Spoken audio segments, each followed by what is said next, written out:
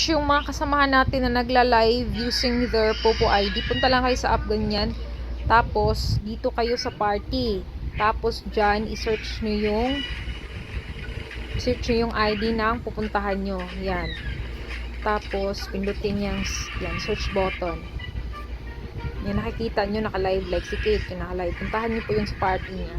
Tapos, pag merong vacant upuan for CS, sa mga babae, sa 234, yan, upo kayo.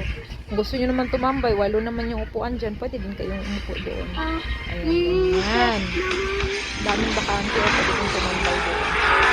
Kahit hindi naman nagsasalita yung host, okay lang yung tumambay kayo doon.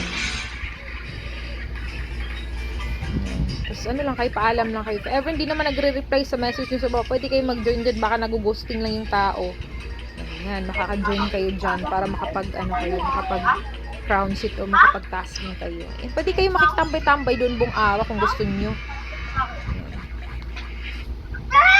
Tapos yan, kita nyo yung treasure box. Pwede din kayong kumuha dyan pag nag-0-0 na yan. Tapos gumagalaw na siya, yung 0-0 niya. Pwede kayong kumuha dyan. Minsan 40 ang coins na nandyan. Pwede nyong maipon-ipon. Ayan. Meron na kayong pang-gamble or ano gusto nyong gawin sa coins nyo. Pwede na pang-trade to level up.